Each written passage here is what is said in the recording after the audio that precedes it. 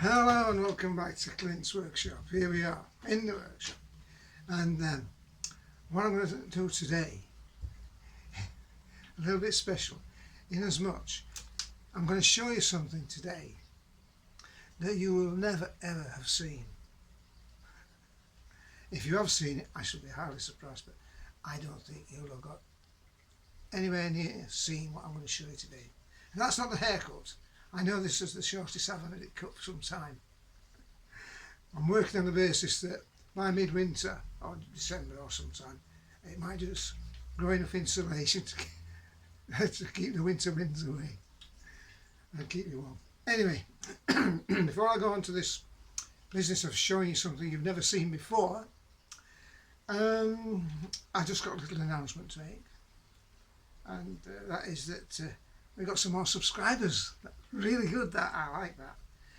So we've got those that have been notified and those that's not been notified, but those I have notifications of. We've got let's see, Richard McKay, yep, he's subscribed. That's very nice, Richard, thanks very much. And that was in September.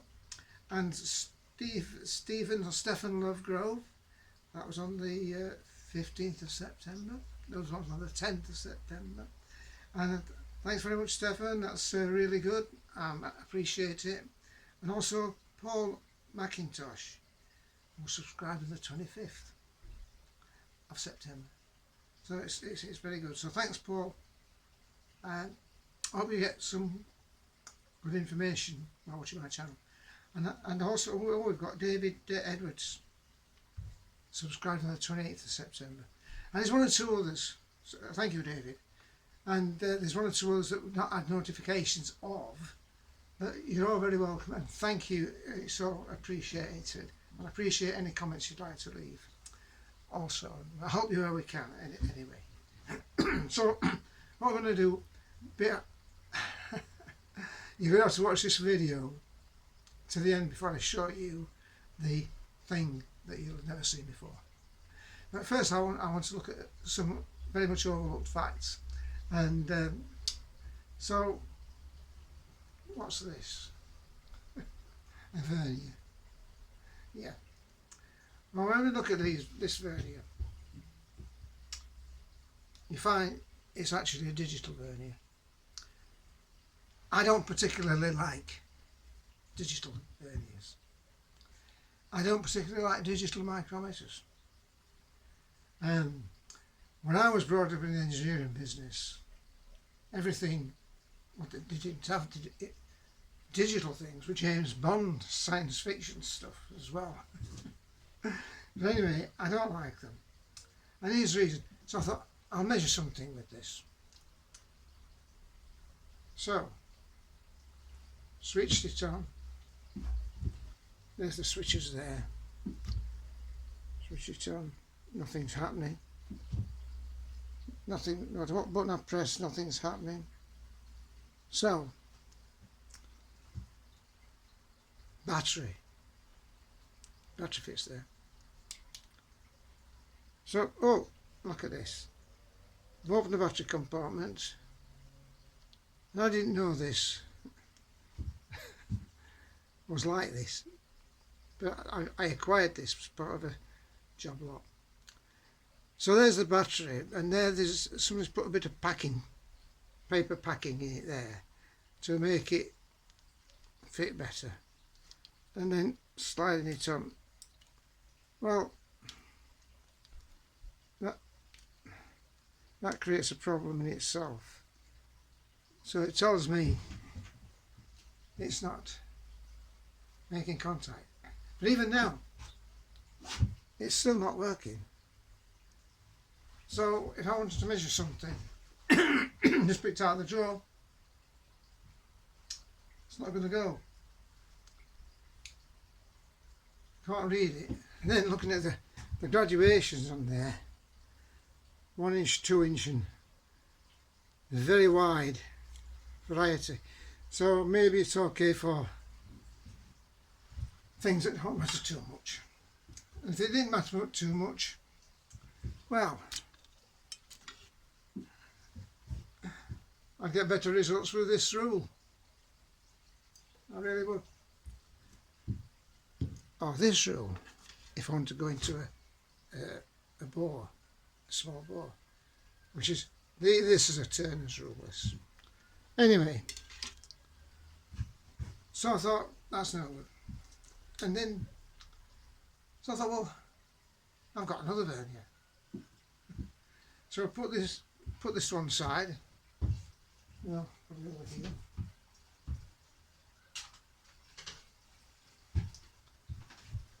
And then we get another vernier. So, here we are. Another digital vernier. So I picked this up. I thought I'll try it. Not at the time I use Verniers much at all. But they have got the use in a limited way. This has got a different movement on here. A little thumb movement you can move it. So it's a bit more flexible in its application. So it helps you to adjust it. And on this one, you've got better graduations along there, much better, clearer. But you've still got the digital readout. Why would you want a digital readout when we've got the graduations? I don't know. But I'll switch this on and see what happens. I'll try switching it on. Nothing. The simple reason is, look, battery compartment. What's missing? The battery. So it renders the whole thing useless because there's no battery. Right now, it's Sunday. Where are we going to get a battery? Supermarkets, maybe, but they'll be unlikely to have that particular one. Photographers' shops. It's all a pain. I would like to pick something up, use the thing. I don't want to think, oh, I can't use this because the battery's gone. You can use it in as much you've got the graduations there, but it doesn't show you the datum, what lines up with the graduations. Just doesn't do it. So here's another one that's next to useless. I'll put this to one side. Yeah. Okay, so let's get another one. Oh yeah, I've got another one. So I got another one.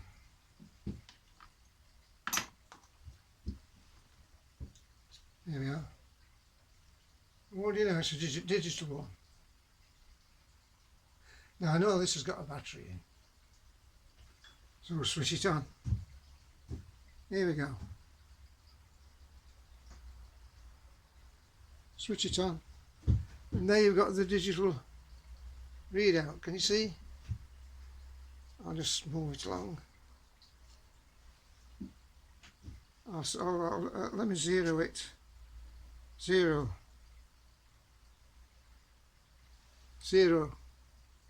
Now you can see it, but it is zeroed. But it's not very clear, is it? So I'll move it along and see if it alters. And it's still showing. Oh, it's moving up. You can see it, but not very clear. And oh, it's fading. It's beginning to fade. Oh, now it's disappeared and it's coming on intermittently. Oh, that tells me what it tells you. The battery's running out of power, and it has in fact run out of power. Oh, it's flashing on intermittently. Might not see what it is. So then again, that makes it next to useless, and you've no datum. Well, it's a little bit better. No, you can't read the scales because you don't know where to read them from. Well, yes, it's a frustrating time. So that's it. Let's put this to one side.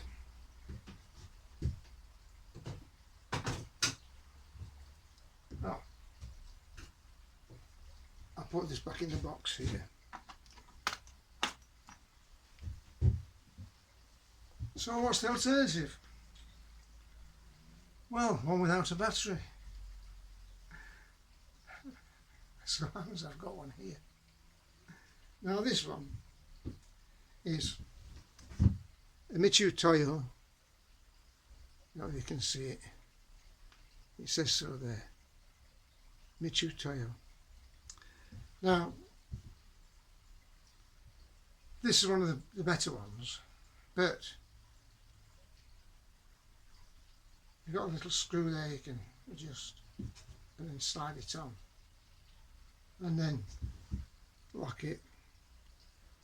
Now you can see the datum, you can read it off quite clearly there, and then on the Vernier scale along there, that edge, but there's no fine adjustment on it. The one I first come across was a Chesterman or a Warrenwright or something like that. It was a Chesterman, and it had got fine adjustment on it. I'll show you what I mean by the fine adjustment, but at the least the thing is you can still read this.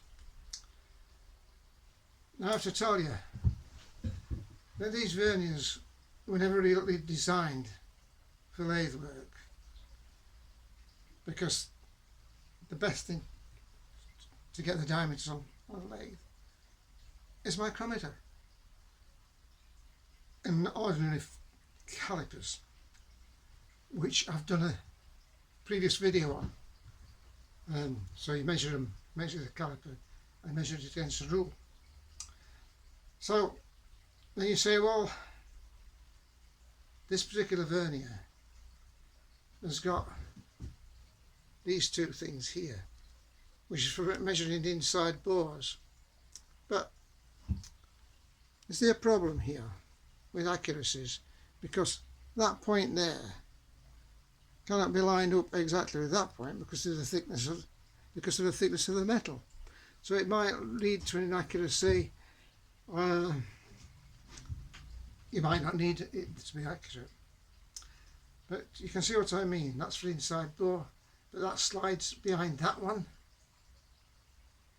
I'm going to show you something now whereby a Vernier, the original ones, didn't have that facility. Oh, they didn't have that facility either. That's for measuring the depth. See? What's that? Very awkward though to use on lathes. But then, I'll put this to one side. You might say, well, do you know, you might say that's not a Vernier. You remember the film with Paul Hogan as Crocodile Dundee and Linda Kozlowski, when someone threatened him in New York with a knife, and she said, Linda Kozlowski, she said, "Look out, he's got a knife." And what did he say? Yeah, you must. Everybody's seen the film, most people. He said, "That's not a knife," and he produced a huge Bowie knife, massive, really big Bowie knife. Fantastic knives they are, to be used to the purpose that they were built and designed. So I could say, that's not a Vernier.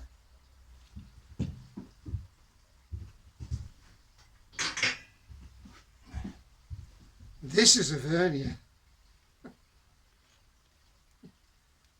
Yeah, it's a bit bigger, isn't it? Well, Let's have a look at the two compared. But there's distinct differences as well, which I want you to know. On the smaller verniers, which I looked at earlier, on the analogue ones, you always used to get this situation.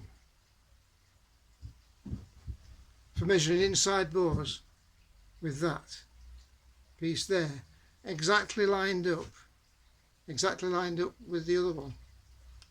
So you got an most accurate inside bore measurement.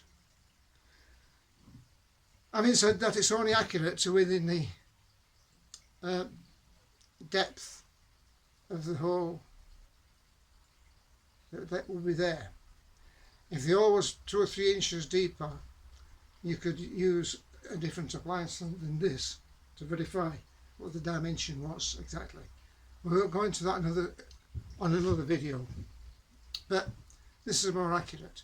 And the other thing is, on here you will see that it's got 2 adjusting screws. Right. So if we look at, we'll tighten one up here,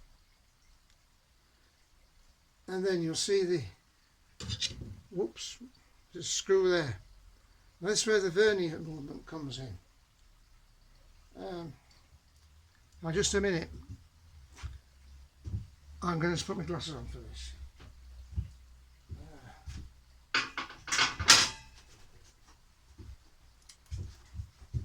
The scale graduations on that particular one are a bit worn.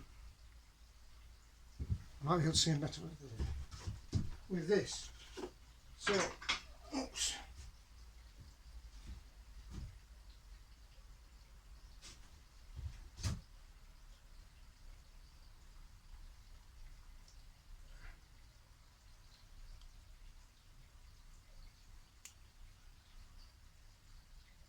Now, spread with me a bit here.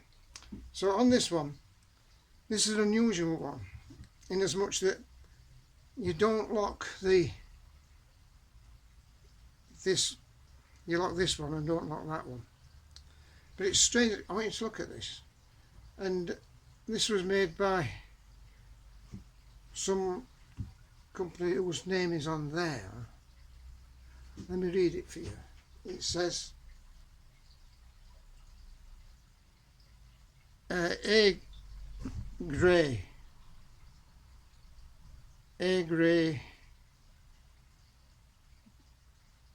true feel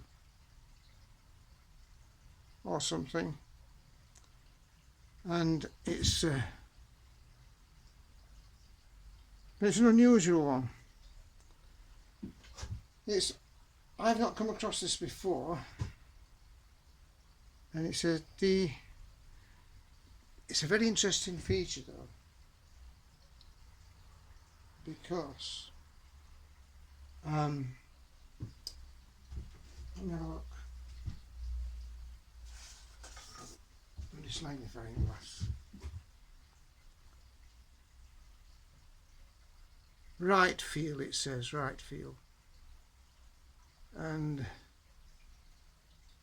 some other numbers on it, 110 E or something. Anyway, never mind that.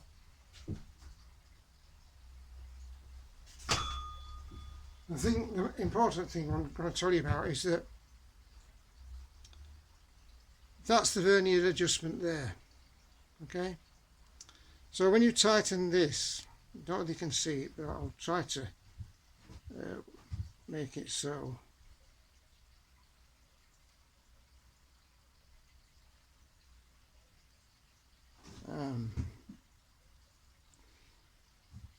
It's unusual because look, that looks solid, doesn't it?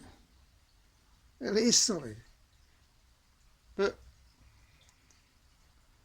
we've locked that up there, and if you can see the graduations, like on that zero there,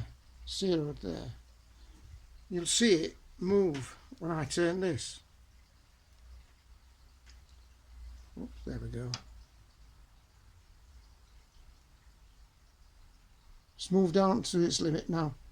It's on 6, and as it's going up, the variations we've got goes up to 5, 4, nobody can see that, probably goes up to about 3. It is on the 0 there, okay, and it may go up to 2. That's about the lot.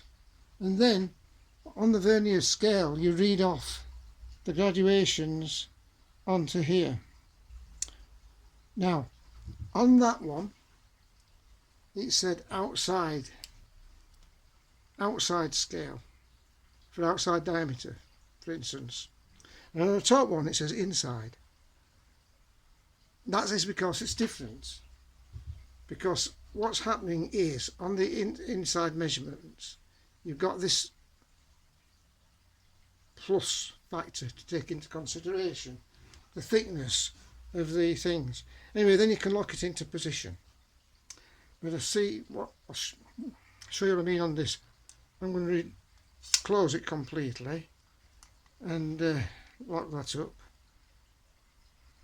Right. That's opening it up. This is showing you better actually. It's closed there, and then as I turn that screw, it's opening it up. So that goes just to show. It's strange. I know it's strange because you won't think anything would move. It's very clever arrangement. It's the first one I've seen like that. Other ones lock on the first knob there, and then the screw screws it down, and then pushes a screw on a separate section here. And I've not got one of those to show you, strangely enough, but this is different. So anyway, the bottom scale is reading different to compensate for the thickness of that. So in actual fact, the 0 is different there than it is on the top scale. Okay, I think you can understand that. So then, what's going to happen now?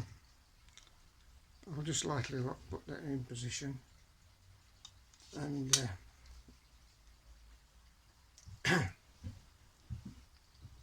but we've not done now. We've not done yet. So then you might say, well,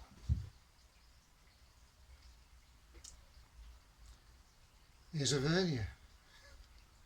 You might say, well, that's not a Vernier. No.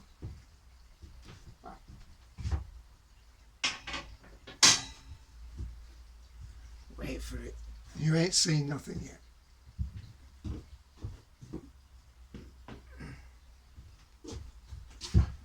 This is a Vernier. It goes on forever, doesn't it? Whoa. Look at this. Now, I said I'd not gone to show. You've never seen one like this. You know, my years in engineering, it took me a long time before I could see them on this size. So size doesn't matter. But the significant thing of this one is it's got the 2 screws here, what I just explained to you before, and that locks this into position here, and like that, and then the screw then adjusts and pulls up and down the. I'll try to lock it up again here. Oops. There we go. Lock that into position. And as I screw that, you'll see that the jaws opening. See? And that's the normal, original way the Vernier functioned on the original ones. which I found the British ones, made in Sheffield by Chesterman. But that one's outside and that's inside. So that's the difference. But they've both got the feature there which guarantees absolute integrity with the inside diameter. Okay, so that's that. This measures up to, well, I know it goes on forever, but in actual fact it's a scale that measures up to 38 inches. It's by far the biggest I've ever seen. And this one is very, very ancient. It ought to belong in a museum, I think. And I can't see the, yes, I'm going to tell you the manufacturer of this when I get my magnifying glass, because it's also got graduations in imperial and metric. Oops, it's heavy this. So let me just sit on here somewhere. Whoa.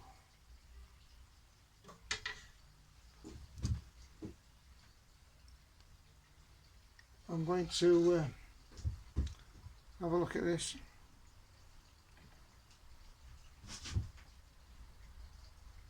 And it says, I can't see, I'm going to have to get it into a better light.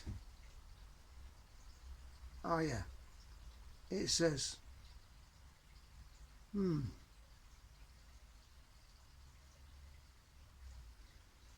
difficult to read even now. I can't see it.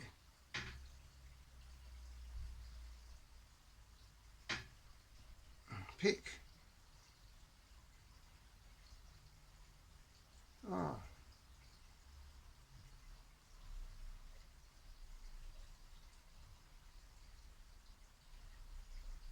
Pick a skill and Schofield. That's the name. It means it says pick a skill and Schofield. Huddersfield, England. You can't see it, but I have a job to see it, but it's there. It says pick a skill and Schofield, Huddersfield, England. Now, well, I'm going to put this down because it's too heavy to do it. Might have seen better days this, but I tell you, a real piece of equipment that put it back in its box. And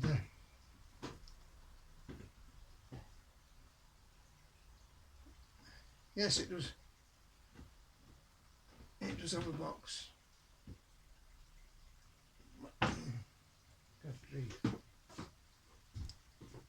Well, you can see it.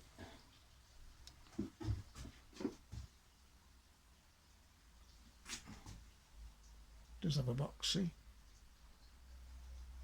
Well, difficult to do this. Anyway, that's the box. So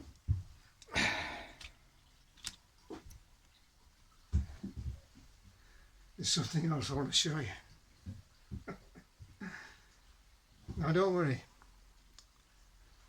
we're not going to trump that one. That's the biggest we've got here. Well, of course, size does matter. And if we take this, an ordinary one that we picked up earlier, if you're measuring a diameter, this is where the micrometer comes into its own. So if you're measuring a diameter, the biggest diameter you're going to measure, generally speaking, is the depth of that, which is about 1.5 inches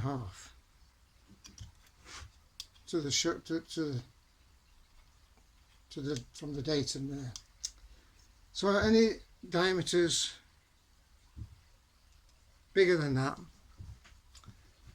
you're not going to do it. Normally. I'll give you an example. Here we are. This is I measured this diameter, it's about, with a rule, about 2 1/4 diameter. Now look, if you measure this here,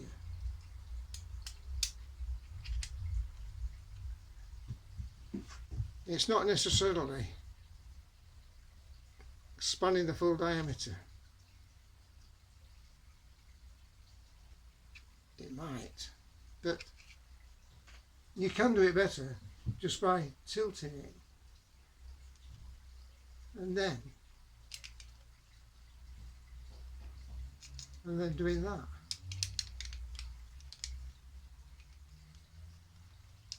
And you can do it, but it's limited, because if you're turning on a lathe, for instance, and then you've got another diameter in front of that, which may be something like that there, turned, okay, you're still not going to get it. So that's where it lets itself down. Anyway, there is the